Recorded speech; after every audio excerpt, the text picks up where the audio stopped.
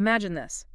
A huge rock, hurtling through space, big enough, really, to wipe out a whole city if it hit us. Yeah. And for a nail-biting moment, it looked like it was actually on a collision course with Earth. Mm-hmm. But then, science kicks in, lots of observation, new data, and the fear shifts. It wasn't heading for us anymore. Right. Instead, this asteroid, it set its sights on maybe a more complex target. This isn't science fiction. It's the real story of Asteroid 2024 YR4. Exactly. That's a great hook. And that's what we're diving into today. Yeah, and we're going beyond just this one interesting case.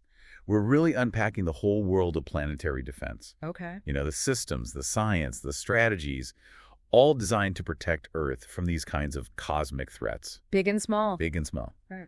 Our sources today really give us a full picture from, like you said, discovery all the way to thinking about how we might stop something. So we'll see what's at stake and what's already being done. Precisely. The effort already underway is quite remarkable. All right, let's get into the story of 2024 YR4.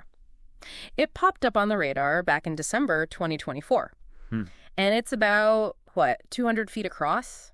60 meters? Roughly, yeah. Think like an Olympic pool length, maybe Statue of Liberty height. Okay, so not small. And the sources say large enough to wipe out a large urban area if it hit Earth. That's the potential, yes. So early 2025, the headlines, you can imagine. Pretty dramatic. Oh, absolutely. Initial calculations showed a 3.1% chance of hitting Earth, December 22, 2032. Right. And 3.1% might sound tiny to people, but in this field, that's significant. Definitely enough to trigger a big NASA study. Okay, so how did they react so fast? How did they refine that number? Well, it's pretty amazing, actually. When they first spot something like this, the orbit prediction is fuzzy. Think of it as an air ellipse, a cloud of possibilities. Right. And a 3.1% chance just means Earth was inside that initial cloud. Okay. But the response was immediate. Telescopes everywhere, even time on the James Webb Space Telescope, all pointed at it. And every single new observation shrinks that ellipse, makes the path prediction sharper. So more data, less uncertainty. Exactly. And pretty quickly, they had enough data to confirm zero chance of an Earth impact. Big sigh of relief, I imagine. Okay, so Earth is safe. Phew. But the story takes a twist, right? Because it is still heading somewhere. It is. It's now headed towards the moon. Towards the moon. Right. And those odds, you said they're increasing. Steadily, yeah. As of June 2025, the odds of it hitting the moon are up to 4.3%. 4.3%. And the experts think they'll know the final likelihood by 2028. That's when it makes another close-ish pass a good time for more observations. And if it does hit the moon, what does a 4.3% chance hitting actually look like? Well, the impact energy would be huge. Our sources say comparable to a large nuclear explosion. Wow. And get this, it would likely be the largest space rock to hit the moon in at least 5,000 years. 5,000 years. That's a major event for the moon.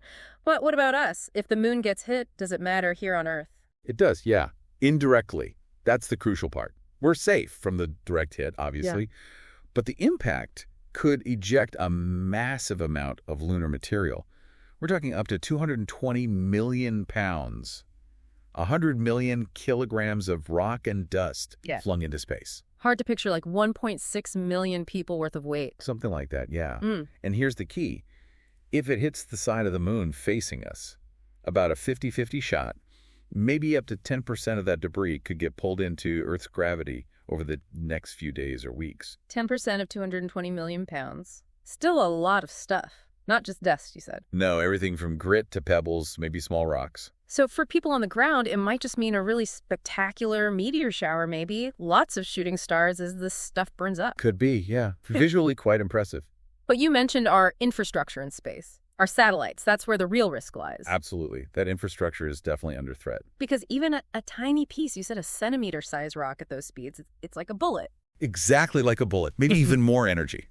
And the sheer amount of debris from this kind of lunar impact could make the risk to satellites jump dramatically. Perhaps 1,000 times more likely to be struck. It's 1,000 times. That's staggering. It really is. And think about 2032, we expect way more satellites in orbit by then. Huge constellations for internet communication. So the consequences of widespread damage could be severe? Very severe. Yeah. You're looking at potential widespread communication blackouts. Yeah. Think cell phones, emergency services. GPS failures, crippling transport, navigation, even farming. Internet outages. This could set back technology for years. Wow. Financial markets, military operations. It touches everything. It really does. It makes you realize just how dependent we've become on these things orbiting overhead, often unseen. Are we prepared for that kind of disruption? It's a serious question, and this whole 2024 YR4 scenario really shines a light on the broader ongoing threat of near-Earth objects, NEOs. Right. That's the scientific term. Asteroids and comets whose orbits bring them relatively close to us, within about 1.3 times Earth's distance from the sun. So about 120 million miles or so. Yeah, in that neighborhood. And then there's a subset, the PHOs, potentially hazardous objects. Okay, what makes them potentially hazardous? Two things. They have to come even closer, within about 4.7 million miles of Earth's orbit. Which is still pretty far, but cosmically close. Right. And they need to be big enough, typically 140 meters, about 500 feet or larger, to cause serious regional damage if they hit. And the numbers. You mentioned the numbers are kind of worrying. It depends on the size. The really big ones, over a kilometer across. The potential global killers. We think there are about 1,000. Okay. And the good news is we found about 95% of those, and none are currently a threat. Huge success. That is good news. But as you go smaller, the picture changes. Those 140-meter ones, the regional devastators, maybe 25,000 of them exist. And we found? Less than 50%. Less than half, okay. Then the 50-meter ones, the city killers like YR4, over 230,000 estimated. We found fewer than 8%. 8%? Wow. And then the smaller ones, 10 meters plus, that can still do damage on the ground. Tens of millions. And we found less than 1%. So there's a vast population of potentially dangerous objects out there that we just don't know about yet. Exactly. That's the challenge that keeps planetary defense scientists up at night. Finding them is step one. So how do they find and track these things? You mentioned shrinking that error ellipse earlier. It involves something called astrometry. Yeah, astrometry is the bedrock. It's just precisely measuring an object's position against the background stars over time. Okay. Each measurement helps nail down the orbit more accurately. You go from that fuzzy error ellipse cloud. The dartboard in the dark. Right, to a much tighter prediction, sometimes down to just a few kilometers of uncertainty eventually. And this isn't just one telescope, right? It's a whole network. Oh, absolutely. It's a global network. Yeah. Ground-based surveys like Catalina Sky Survey, Pan-STARRS, ATLAS, they're constantly scanning. All working together. Plus specialized tools like the Goldstone radar, which can bounce signals off them for super precise data. And we've got major new assets coming online soon. Like what? Well, there's NEO Surveyor, a space telescope launching around 2028. It'll hunt in infrared, finding asteroids that are hard to see from Earth. That's expected to significantly accelerate discovery. A space-based hunter. Cool. And the Vera C. Rubin Observatory, starting full operations in 2025. Its wide view will survey the sky like never before. A real game changer. And all this data goes somewhere. Yeah, it flows into central hubs. The Minor Planet Center is like the global clearinghouse for all observations. Got it. And NASA's Center for Near-Earth Object Studies, CNEOS, does the heavy lifting on orbit calculations and impact risk assessment. It's a massive coordinated data effort. Okay, so we're getting better at finding them, but knowing they're coming is one thing. What can we actually do about it? This is the defense part of planetary defense. Exactly. And NASA's Planetary Defense Coordination Office, the PDCO, isn't just watching. They're actively working on ways to deflect an asteroid. Building a toolkit, you said earlier. That's a good way to put it, because different situations need different tools. The first one, the one we've actually tested in space, is the kinetic impactor. That's the DART mission, right? Smashing a spacecraft into an asteroid. Precisely. DART hit the small asteroid Dimorphos in 2022. High-speed collision. The goal was just to nudge it, change its speed slightly. And it worked. It worked spectacularly. Changed Dimorphos's orbit around its parent asteroid by 32 minutes. Way more than expected. It was the first successful test of an asteroid deflection technique, a huge milestone. But you mentioned a potential downside, creating debris. Yeah, there's a small risk, especially with a forceful impact, that you might create tiny millimeter-sized fragments. These could potentially add to the space debris problem, which, as we discussed, is already a concern for satellites. Something to consider. Okay, so if hitting it hard isn't always ideal, what about a gentler approach? There is one. It's called the gravity tractor. It sounds subtle. And it is. How does that work? No impact. No impact at all. You park a relatively massive spacecraft near the asteroid and just let gravity do the work. The spacecraft's own gravity? Yep. The spacecraft's own tiny gravitational pull, exerted continuously over a long time, can slowly pull the asteroid onto a different path. Huh. Like towing it with an invisible rope? Kind of, yeah. The advantages are clear. It's passive and safe. Very low risk of breaking the asteroid up or creating debris. But the catch? Time. It's a slow process. You need years, maybe decades of lead time for that gentle pull to make enough difference. So you need very early detection. Makes sense. Early detection is key. Now, the big one, the controversial one, nuclear options. Right, nuclear explosives. And it's important how this works. The idea isn't to blow the asteroid up on contact. Yeah. That would likely just create many dangerous fragments. Okay, so what then? The concept is a standoff detonation. You set off a nuclear device near the asteroid. Nearby, not on it. Correct. The intense energy, mostly X-rays, flash heats a patch of the asteroid's surface. That material instantly vaporizes and blasts off. Creating thrust, like a rocket engine. Exactly. It pushes the asteroid. And this is considered potentially one of the most effective methods for deflecting large asteroids, especially if you have short warning time. I mean, you don't have decades for a gravity tractor. Precisely. But the challenges are immense. It's highly controversial. There are concerns about radioactive fallout, needing heavy shielding, huge cost and technical complexity. And legal issues. Treaties. Big time. Legal and national policy implications. The Outer Space Treaty generally bans WMDs in space. Using nukes, even for defense, would need major international agreement.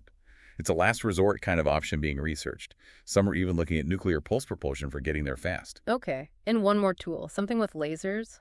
Sounds very sci-fi. It does, yeah. Laser ablation. The idea is to use powerful lasers, maybe from a spacecraft, to zap the asteroid's surface. Zapping it. Yeah, vaporizing small amounts of surface material continuously. Each little puff of vaporized rock creates a tiny push, a reaction force. Like thousands of tiny thrusters. Sort of. Over time, these tiny pushes add up and can nudge the asteroid. The advantage is you can do it from a safe distance without physical contact, reducing risks of fragmentation. Limitations. You might not pack enough punch for very large or dense asteroids. And you need really precise targeting and tracking to keep that laser focused for potentially a long time. So it really is about having a whole toolkit ready. No single magic bullet. Exactly. Different threats, different timelines, different solutions needed. And pulling all this off, the detection, the tracking, developing these deflection tools, it sounds like it has to be a global effort. It absolutely is. It's intrinsically global. No one nation can do it alone. NASA certainly plays a leadership role, especially with the PDCO coordinating U.S. efforts. Right, established in 2016. And there's the 2023 U.S. National Preparedness Strategy, which specifically calls for a collaborative approach. But internationally, how does that work? There are key international bodies endorsed by the UN. One is the International Asteroid Warning Network, IAWN. Okay. That's about 50 groups from 20 countries, coordinated by NASA, focused on sharing observation data and warnings quickly and reliably. Getting the word out. Exactly. Then there's SMPAG, the Space Mission Planning Advisory Group. Yeah. Also UN endorsed.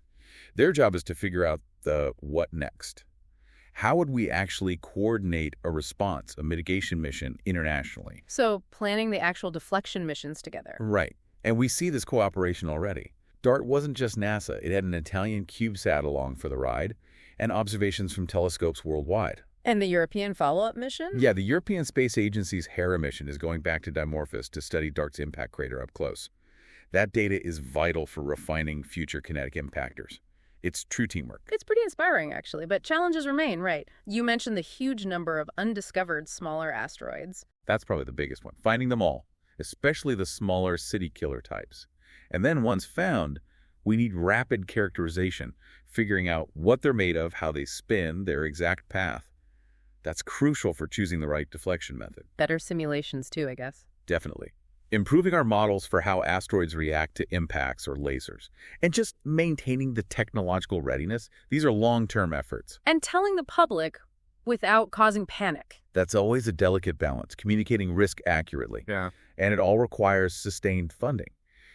Some sources mention expert concerns about potential budget cuts making future tracking harder. With proposed cuts under the Trump administration, as one source noted. Exactly. Just as a reported challenge in the field, it highlights that consistent long-term investment is really critical for this decades-long vigilance. So when you step back, it's not like the movies with a last-minute scramble. The reality is much more about, meticulous science, patient observation, Global collaboration. proactive planning. It's this ongoing, often quiet, commitment to understanding our cosmic neighborhood and figuring out how to defend our planet. Not always dramatic, but incredibly important. Absolutely. That Yeah. 4.3% chance of 2024 Wire 4 hitting the moon. It might sound small, Yeah. but in planetary defense, it's definitely enough that you want to pay attention to. So think about the dedication needed to track threats with even smaller odds, but potentially much bigger consequences for Earth. Right. What does it really mean for us as a species to keep investing in protecting not just ourselves, but our whole technological infrastructure in space? Those satellites that connect us, guide us, help us explore. It's a huge ongoing responsibility.